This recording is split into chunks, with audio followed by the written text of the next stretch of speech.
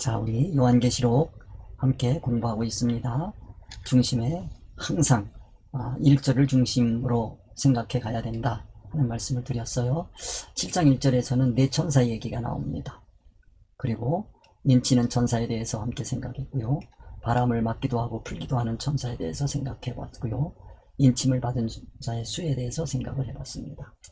그 다음에 우리가 지난 시간까지 흰옷 입은 무리, 큰 무리에 대해서 함께 생각을 해봤습니다. 오늘 우리는 흰옷 입은 무리의 정체성에 대해서 함께 생각해 보게 될 것입니다. 다음 시간에는 예배와 축복에 대해서 함께 생각해 보게 될 것입니다. 자, 우리 7장에서 꼭 기억해야 됩니다. 바람이 부는 이유와 목적에 대해서 우리는 확실하게 알아야 된다. 바람이 부는 이유는 우리를 사랑하시기 때문에 하나님께서 바람을 불러일으키셨다 하는 것이고, 목적은 뭐냐? 우리를 사랑해서 사랑하기 때문에 그런 얘기입니다.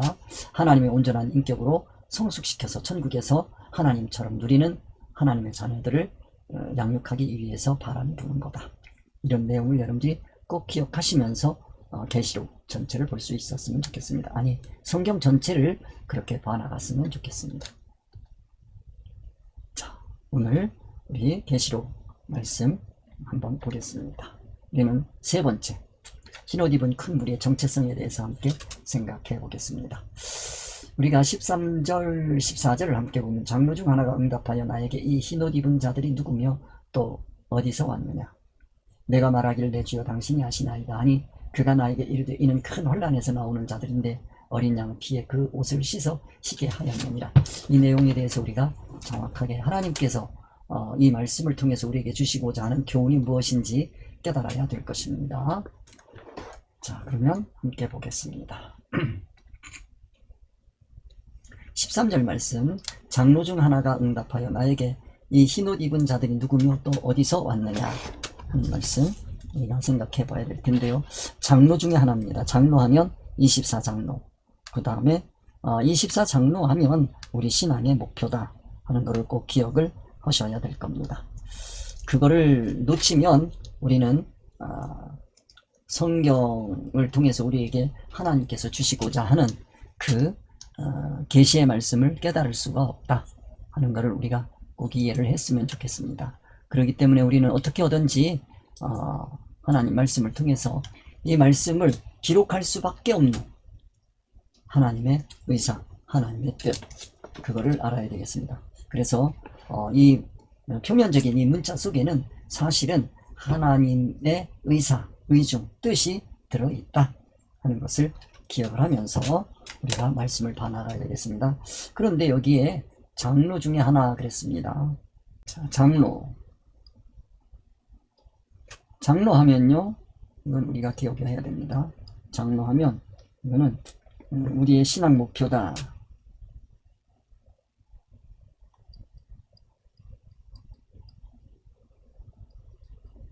이렇게 생각하세요. 신앙 목표다. 그러면 신앙 목적은 뭘까요?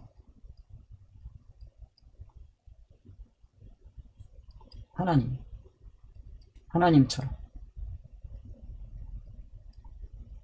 이게 하나님이 원하시는 거예요. 여기에 가는데 목표, 우리가 이 땅에서 이루어야 될 모습, 목표, 이렇게 되겠습니다. 이 목표가 이 목적을 달성할 수 있어야 돼요. 그래서 하나님의 형상을 이루어야 됩니다. 이게 구원이에요. 우리의 형상을 따라 그랬습니다. 그걸 기억하시고, 장로 중 하나가 응답하여 그랬습니다. 응답하여. 그 응답이 뭐냐? 뭐에 대한 응답이냐? 9절에서 12절입니다. 12절 말씀.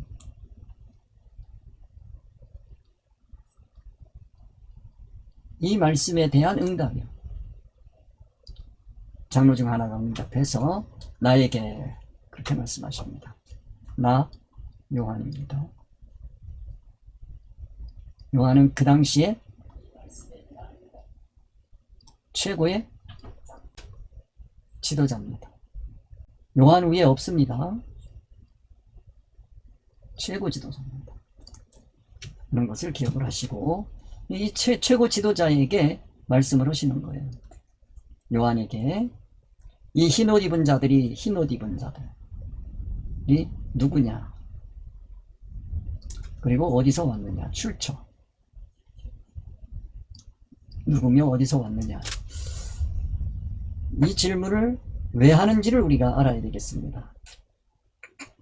지금 장로는 요한에게 흰옷 입은 자들이 누구며 어디서 왔느냐 하는 걸 알아야 된다는 거예요. 이게 정체성이란 말이에요. 정체성에 대해서 알아야 된다. 흰옷 입은 자의 정체성.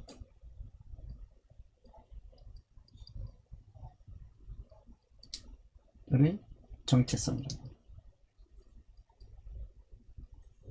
이들을 알아야 돼요. 왜 알아야 되느냐? 최고의 지도자이기 때문에 이들을 요한이 지도해야 돼. 신앙 지도를 해야 돼. 요한은 이 흰옷 입은 자들을 지도해야 돼요. 그러려면 이 사람들에 대해서 알아야 돼. 자, 이쯤에서 우리는 좀 생각해 봐야 될 게 있습니다. 그러면 사실은 흰옷 입은 자들에 대해서 소개를 해줬어요. 한번 봅시다. 9절에서 12절 말씀 한번 보면서 생각을 해봅시다. 흰옷 입은 자들이 누구고 어디서 왔는지 한번 보고 그리고 생각해 봅시다. 그러면 흰옷 입은 큰 무리에 대해서 여기서 생각을 하고 있는데요. 흰옷 입은 큰 무리, 이 일 후에 앞에서 얘기했고 각 나라와 족속과 백성과 방언에서 아무도 능히 셀 수 없는, 다 말씀드렸습니다. 큰 무리가 나와. 큰 무리 하게 되면 이거는 숫자가 많다는 뜻이 아니고 큰 무리란 말이에요. 천국성으로 되어 있을 때 큰 무리라고 한다. 크다라고 하는 것은 천국을 두고 얘기하는 거예요. 그 다음에 작다 그러면 이거는 세상이란 말이에요. 세상의 것은 아무리 커도 천국에 비하면 작은 거예요. 그거는. 그런 말씀은 오늘 성경에 많이 나타나 있으니 예수님 교훈 속에 많이 나타나 있으니까요. 더 이상 제가 말씀을 드리지 않겠습니다. 셀 수 없다라고 하는 것도 우리가 숫자를 셀 수 없다는 게 아니에요.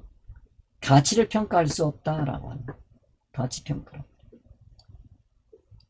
세상 가치관으로는 평가 불가능해요. 아무도 세상에 그 누구도 능히 셀 수 없는 가치평가랍니다.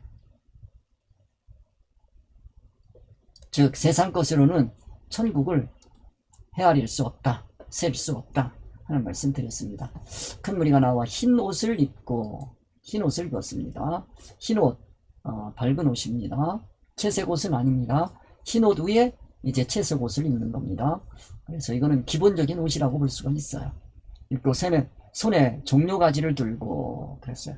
종려가지를 들었다는 얘기는 종려 열매를 사모하는 그와 같은 무리들이다 하는 말씀 드렸고요. 보좌 앞에 앞으로 종려나무를 나무의 열매를 맺을 그와 같은 존재들이 흰옷 입은 존재들이다. 그런 걸 뜻하는 거다.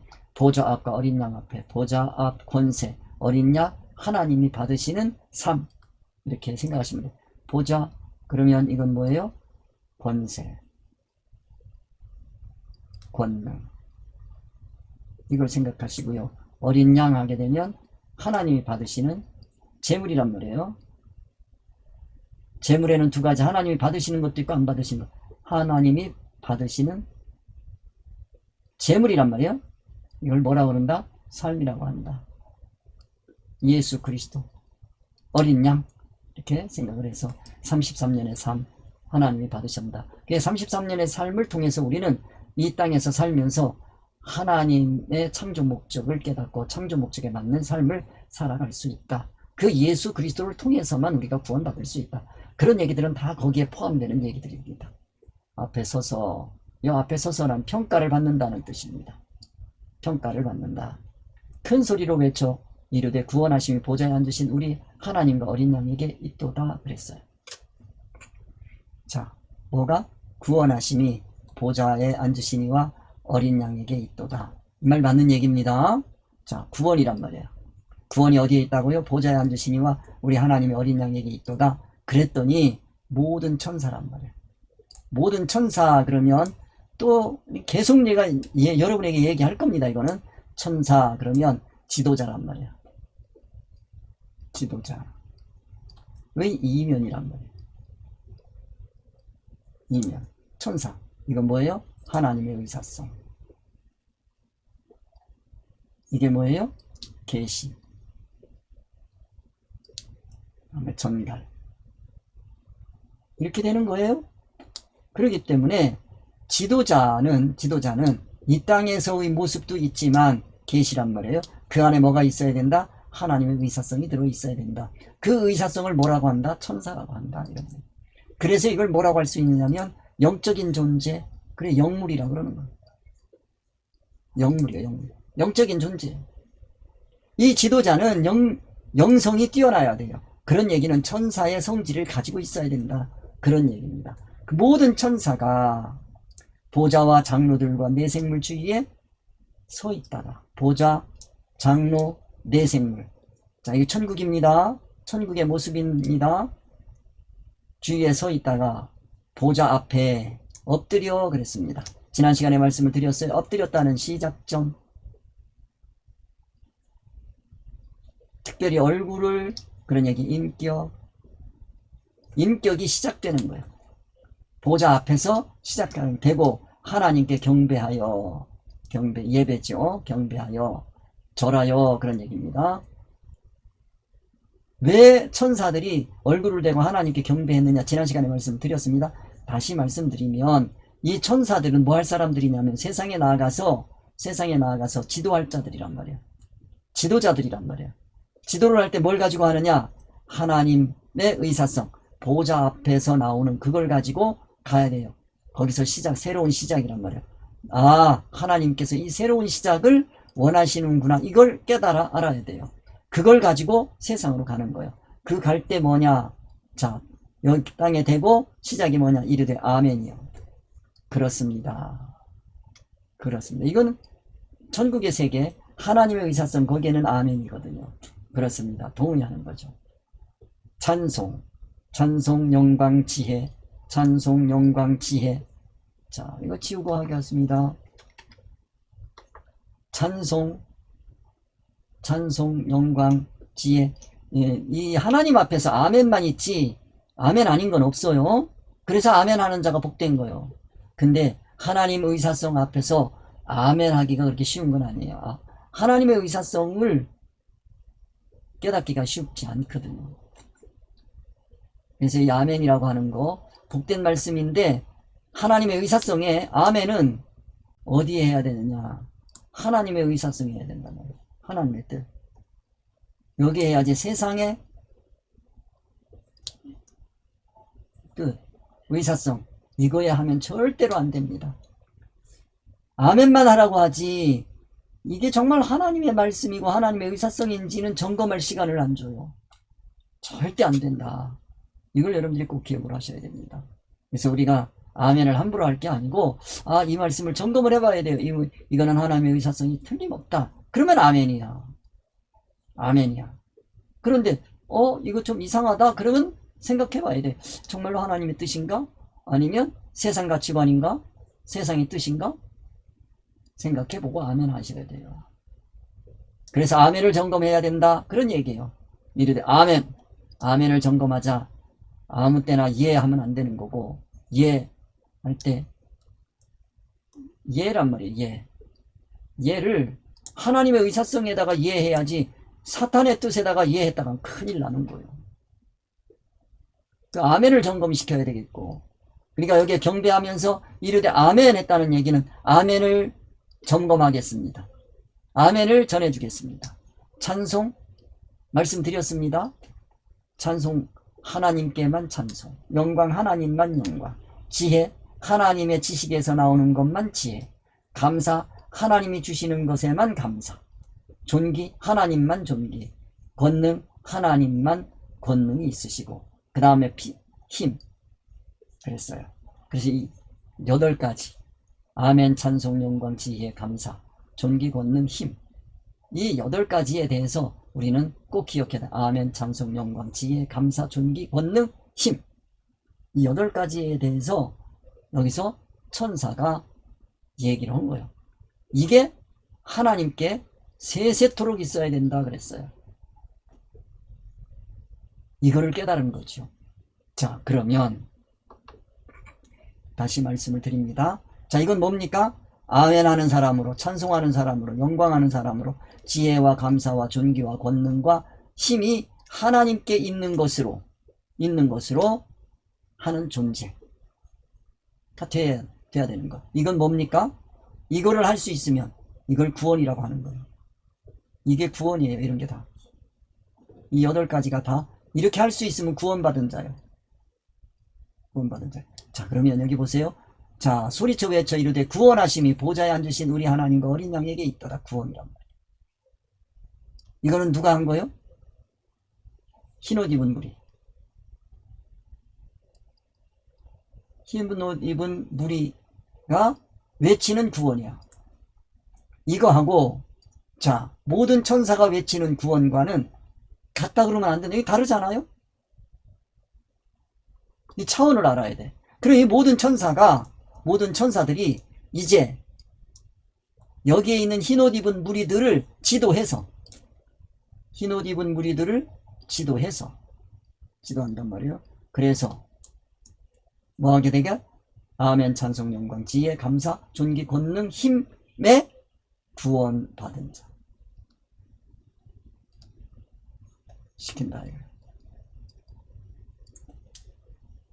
이거 하러 나가는 거예요. 그래서 여기서 뭐 했어요? 엎드린 거예요. 내가 이걸 가지고 가겠습니다 하는 뜻이란 말이에요. 그런 하나님의 의사성을 가지고 나가겠습니다. 요게 12절까지의 말씀이에요. 이 내용을 아셔야 돼요. 그게 12절까지 말씀. 이게 이해가 돼야 그 다음에 말씀도 이해를 할 수가 있는 거다 하는 말씀을 드릴 수가 있습니다. 그러면 같이 좀 봅시다. 장로 중 하나가 응답하여 나에게, 자, 장로 중 하나가 응답했다. 그랬더니 그 12절까지 이걸 가지고 장로 중 하나가 나에게, 요한에게, 야, 이 흰옷 입은 자들이 누구야? 물어보는 거예요. 누구지? 또 어디서 왔지? 물어보는 거예요. 그러면 9절에서부터 12절까지 내용을 보면 이들이 어디서 왔는지 다 알 수가 있어요. 거기서 뭐라고 그랬냐면 나라와 족속과 백성과 방언에서 나왔다 그랬어요. 각 나라와 족속과 백성과 방언에서 아무도 셀 수 없는 큰 무리들이 나왔다. 이건 누구냐? 아무도 셀 수 없단 말이야. 아무도 셀 수 없는 큰 무리가 왔어요.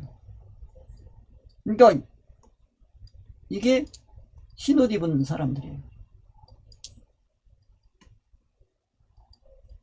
흰옷 입은 자들이에요.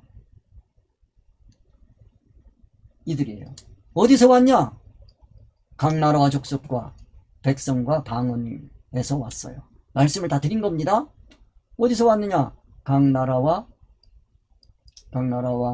족속과 백성과 방언 에서 나왔다고 그랬어요. 이거는 알아요. 당연한 거잖아요. 그런데 이거를 당연한 이거를 물어볼 리가 없잖아요. 그게 아니란 말이에요. 이거를 물어보는 게 아니란 말이에요.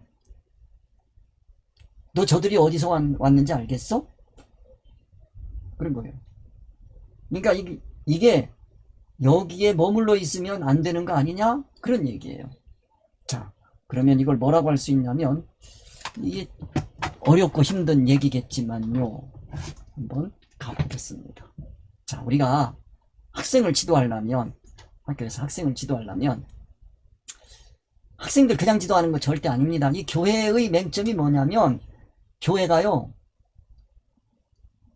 교회 뭐 하는 곳이냐? 신앙 지도하는 곳이에요. 신앙을 배우는 곳이에요. 신앙생활을 배우는 곳이 교회야. 저는 예전에 그 칠판 걸어놓고 설교를 했더니 아, 학교 다니는 것도 지겨운데 교회까지 와가지고 내가 배워야 되냐고. 안 한다 그러더라고. 교회 그냥 놀러 오는 데가 아니에요. 그냥 대리만족 느끼고 가는 데가 아니에요. 배우러 와야 돼. 배워야 돼. 뭐 배워요? 학교에서는 세상 이치를 배우지만 교회에서는 뭐를 배우는 데냐? 교회는 진리 이치를 배우는데요. 하나님의 의사성을 배우는데요. 교회는. 그러니까 교회에서는 진리 이치만을 가르쳐야 돼요. 세상 이치 가르쳐 줄 필요가 없어. 돈 버는 법은 교회에서 안 가르쳐줘도 얼마든지 가르쳐 줄 때가 있고요. 구체적인 건강은요, 교회에서 안 가르쳐줘도 잘하고 있어요. 그러나 진리를 가르쳐 주는 곳은 세상 어디에도 없습니다. 영이 건강한 것을 가르쳐 주는 곳은 세상 어디에도 있을 수가 없어요. 이 교회는 진리 이치를 가르쳐서 건강한 영이란 말이에요. 건강한 영이 건강한 몸을 이루어가는 거예요. 이가 뭐 하는 거예요? 구원. 이게 돼야 돼요. 그래서 교회에서는 이런 것들을 지도할 수 있어야 된다. 그러면 학교에서 가르치려면 학생들을 보았다 그러면 가르칠 게 있어야 되는 거예요. 학습 내용이 있어야 되는 거예요. 학생들이 배워야 할 내용을 선정해야 돼요. 자, 학교는 뭘 가르쳐요? 세상 학문을 가르쳐요. 근데 교회에서는 뭘 가르치냐? 교회에서 학생들이 교회에서는요, 뭐 배워야 되냐? 진리 이치 배운다? 네. 왜 배워요? 구원. 구원을 배우는 거예요. 구원 이치를 배우는 것이에요. 그런데 이 구원에도 뭐가 있다? 기본 구원이 있고요. 이룰 구원이 있다고 그랬어요.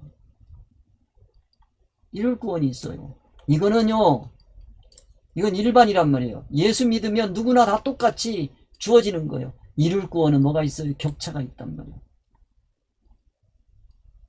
격차가 있어요. 그러기 때문에 이거를 이해를 해야 13절을 이해할 수가 있어요. 이 격차성이 있어요. 이 격차성을 높여줘야 된단 말이에요. 상승시켜야 된단 말이에요. 올려줘야 된단 말이에요. 그러려면 학생들에게 뭘 가르칠 거냐? 구원을 가르쳐야 된다. 구원도 뭐가 있어요? 격차성이 있으니까, 자, 학교에서 산수를 가르치는데요. 산수, 다 가서 수학 이렇게 되잖아요. 산수, 이렇게 하면, 기본이란 말이에요, 기본. 수학하면 이건 뭐예요? 이거는 인제는 계층이란 말이에요. 실력차가 있단 말이에요. 이 실력차가 커요, 이거는. 아니, 초등학교 한 4학년서부터 시작해가지고 대학원까지 수학이 엄청나게 그냥 실력차가 일어나잖아요. 그 실력에 맞게 가르쳐야 되는 거예요. 그 내용을 선정을 해야 된단 말이에요. 그래서 학생들이 배워야 할 내용을 선정을 하고, 그 다음에 가르치고 배우는 방법, 어떻게 배우고 어떻게 가르칠까, 학생들의 이해와 참여를 유도하는 교수 학습 방법을 결정해야 돼요. 어떻게 할 거다라는 게 있어야 돼요. 이 모든 마스터 플랜은 하나님께서 다 성경을 통해서 다 세워 놓으셨어요. 자, 그 다음 성취도 평가가 있단 말이에요. 학습 전에, 공부하기 전에 학생들이 현재 이해도와 성취도를 평가하기 위해서 선행평가를 해야 돼요. 선행학습평가. 이걸 뭐예요? 누구냐? 중요한 거란 말이에요. 누구냐? 어디서 왔냐? 누구냐? 이름 물어보는 거 아니에요. 이건 누구냐? 어느 정도의 실력을 물어본단 말이에요. 누구냐? 어디서 왔느냐? 물어보는 거예요. 지금 13절을 여러분들이 이해를 하셔야 되는 거예요. 이렇게 놓고. 선행학습 평가요. 12절까지 내용을 통해 가지고 여기서 13절에서 물어보는 거예요. 너 저 흰옷 입은 사람들이 누구냐? 어디서 왔냐? 아냐? 그 사람들의 실력을 네가 제대로 아느냐? 그래야 너 그들에게 가르칠 내용을 선정을 하지. 어떻게 가르칠 방법도 나오지. 네가 흰옷 입은 사람이 누군지도 모르는데 흰옷 입은 사람들을 네가 가르칠 수 있겠어? 그 얘기예요. 23절을 여러분들이 보시면서 이걸 봐야 돼요. 그리고 가르치고 난 다음에는 반드시 뭐가 있어야 돼요? 학생들이 이해도와 성취도를 평가하는 방법을 결정해야 돼요. 어떻게 이해도와 성취도를 평가할 건가? 이거 다 하나님이 하십니다. 우리 주님께서 하십니다. 이 심판이란 말이 이게 이런 걸 뭐라고 그래요? 심판이라고 하는 거예요. 이 심판이에요. 심판. 이런 걸 심판이라고 하는 거예요. 평가, 심판. 그렇게 가는 거예요. 아, 거기에는 학습 전에 하는 것도 있고 학습 후에 하는 것도 있구나 하는 거예요. 그 다음에 자료 및 교구. 자료는 어디? 자료는 뭐를 쓸 거고 가르치는 건 어떻게 가르칠 거고. 그러니까 수업에 필요한 자료와 교구. 자, 자료와 교구. 이게 뭡니까? 세상의 사건과 환경과 사람을 동원하신다. 그러면서 하나님의 의사성. 이걸로. 네가 이걸 얼마나 잘 썼느냐? 그 얘기를 하시는 거예요. 자, 이런 걸 보시면 13절이 이해가 되는 거예요. 13절. 얘기를 하면 13절. 이게 이해가 되지요. 장로 중 하나가 응답하여 나에게 이 흰옷 입은 자들이 누구며 어디서 왔느냐? 물어보는 거예요. 너 이 사람들에 대해서 네가 알아? 네가 다 평가했어?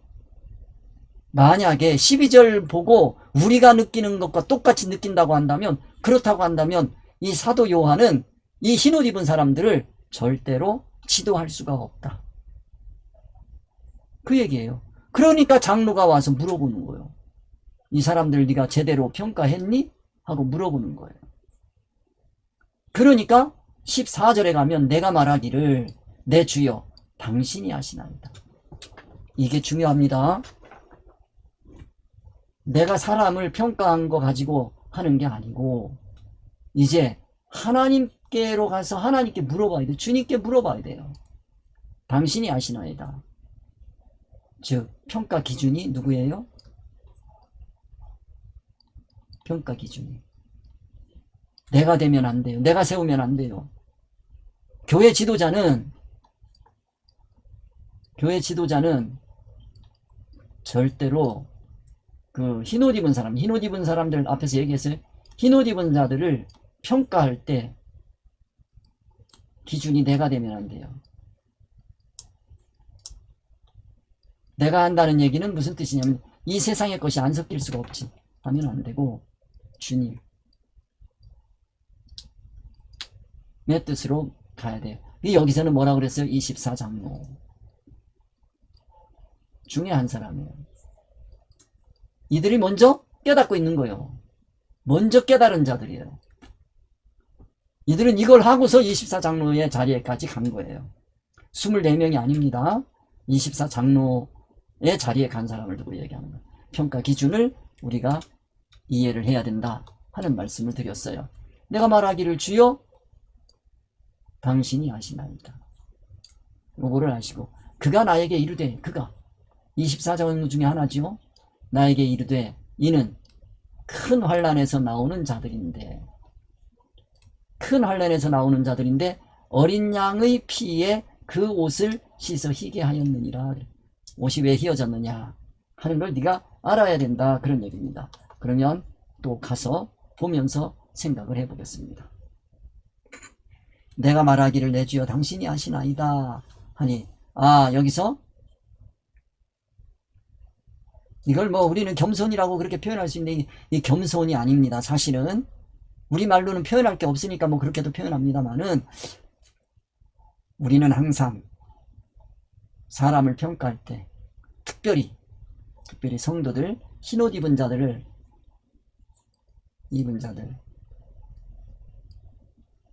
이 흰옷 입은 자들이 누구냐면 장례 지도자들입니다. 이들을 키워내는 거예요. 그러니까 요한과 이 흰옷 입은 자들을 알아야 돼요. 요한, 흰옷 입은 자들. 이 사람은, 요한은 지도자입니다. 그리고 흰옷 입은 자들은 요한으로부터 지도를 받아야 될 사람들이에요. 왜 받냐? 이들이 장래 지도자들이 될 사람들이에요. 사람을 그렇게 키워가야 됩니다. 내 밑에 두려고 하지 말고 장래 지도자를 삼아야 된다. 장래 지도자들이 되게 해줘야 된다. 그런 얘기입니다. 그 요한과 히노시예요. 그럴 때, 자, 이들을 평가할 때 평가 기준이 뭐여야 돼요? 평가 기준이 진리해야 된단 말이에요. 내가 하려고 하면 안 된다. 세상 가치관으로 하려고 하면 안 된다. 우리는 늘 진리 이치가 되게. 그래서 뭐라 그래요? 당신이 아시나이다. 이건 뭐예요?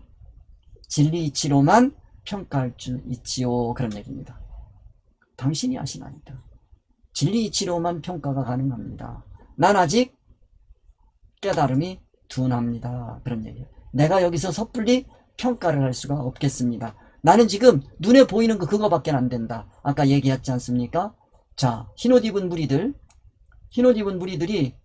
구원하심이 맞는 얘기예요. 구원하심이 보좌에 앉으시니와 그 다음에 어린 양에게 있도다. 틀린 말 아니에요. 어린 양에게 있도다. 틀린 말이 절대 아니란 말이에요. 그런데 천사들은 뭐라 그래요?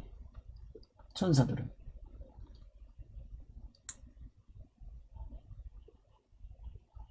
이 구원을 얘기하지 않는단 말이에요. 보좌와 어린 양에게 이 정도. 그러니까 이렇게 두리뭉실하게 해서 크게 뭉뚱그려 가지고 얘기하지 않는단 말이에요. 구체적으로 8가지를 딱 제시를 한단 말이에요.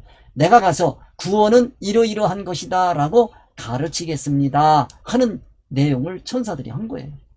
그걸 보고서 이제 요한이 알겠네 라고만 생각하면 안 되는 거예요. 그거에 더 깊은 것도 알아야 되는 거죠. 그 내용을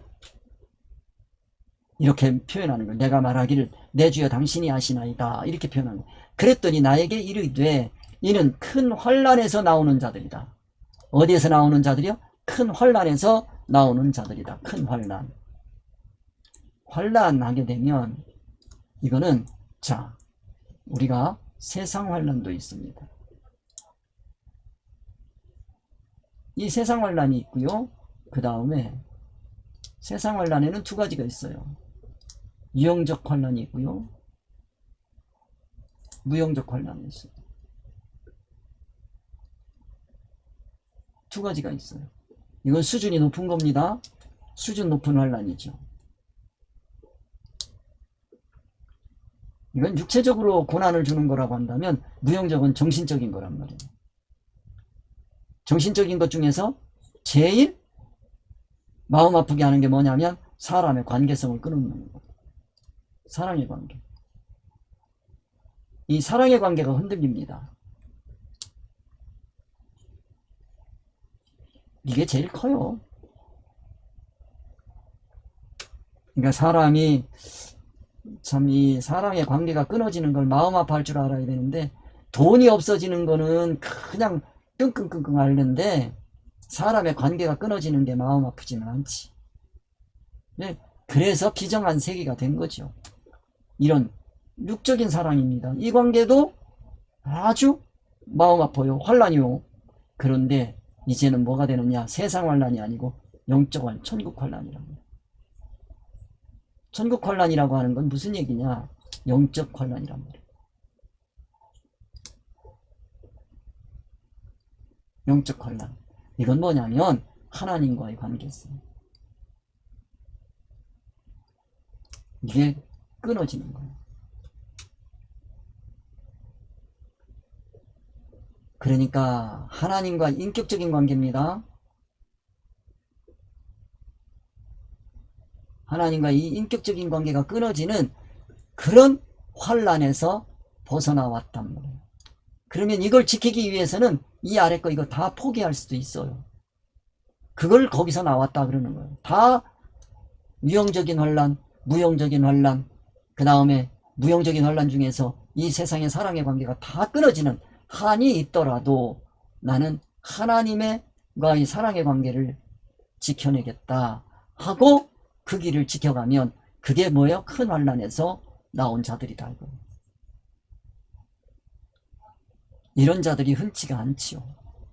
다 세상에 매여 있는데 그런 얘기입니다. 그래서 우리가 큰 환난에 대해서 이해를 해야 되겠고요. 그 다음에 어린 양의 피, 어린 양, 자, 예수 그리스도의 피. 자, 여러분들 예수 그리스도의 피가 무슨 색일까요? 무슨 색일까? 내가 왜 그러냐면 붉은색? 으로 보이나? 그러면 여러분 이 피에 씻으면 하얗게 돼요? 빨갛게 돼요? 무슨 색?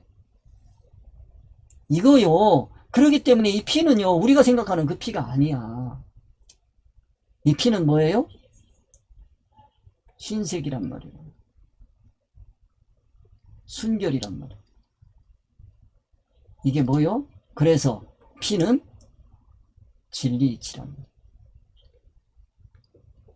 그래, 이게 뭐요? 생명이야. 생명이야. 이게 생명이에요? 이게 생명이야. 그래서 이걸 뭐라 그래요? 피라고 하는 거예요. 어린 양의 피요. 그러면 예수 그리스도께서 사신 그 피는 뭐냐면 진리 이치란 말이에요. 그게 피로 느껴져야 됩니다, 여러분. 이 피에 옷을 씻었다. 옷 그러면 이건 뭐를 얘기한다고요? 활동이란 말이에요. 신앙활동이란 말이에요. 신앙생활이란 말이에요.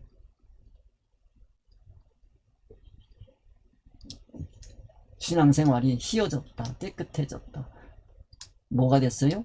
진리이치로 임시이치를 사용했다.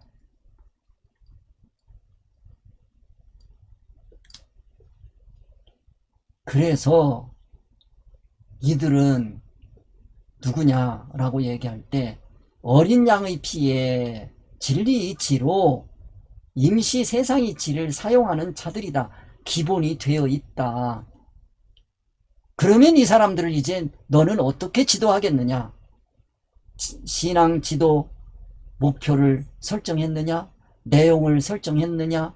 수준을 설정했느냐? 방편을 설정했느냐? 너 이 사람들 이렇게 키워가야 돼?